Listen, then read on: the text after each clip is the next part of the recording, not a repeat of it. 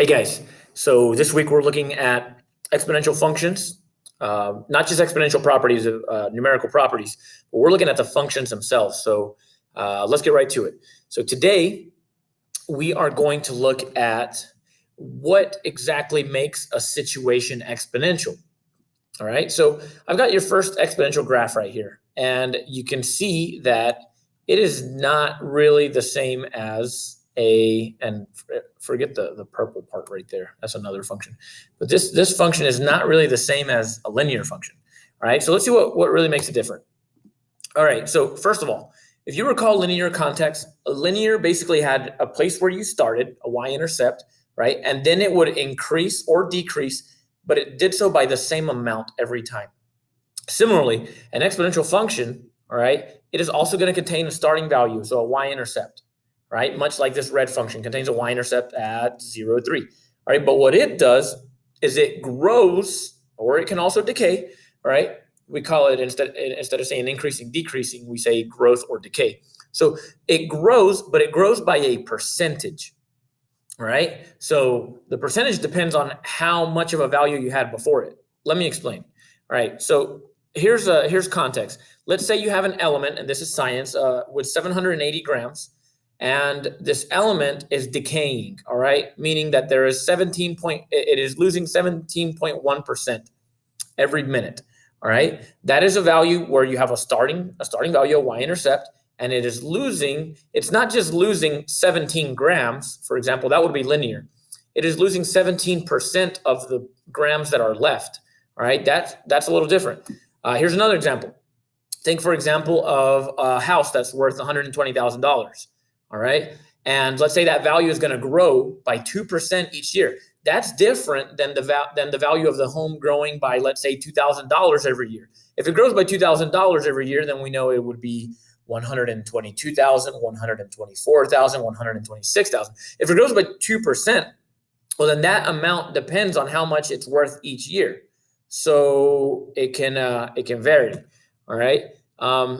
Now, as far as how do I put that into a function? All right.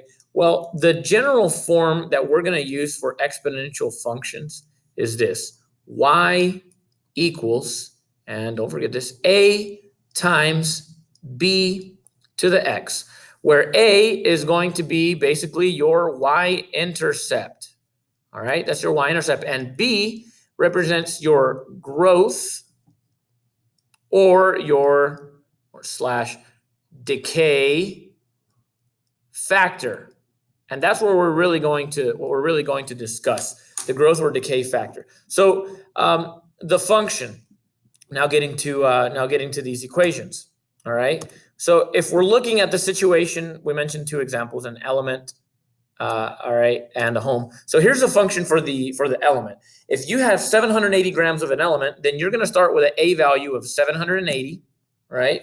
And then your b value is going to be 0.829. Now, where in the world did I get that from? Well, here's where I got it from.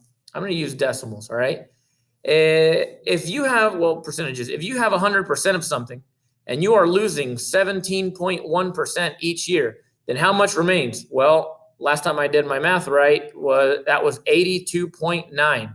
82.9, which written as a decimal, now that's a percentage, by the way, which a percentage written as a decimal, all right, move that decimal 2 places, and you get 0.829, all right? So that is what's happening, all right? You could also think about it as, if you want to just go ahead and think about it as decimals, you could say, well, that's the value 1 minus 0.171, which gives you 0.829.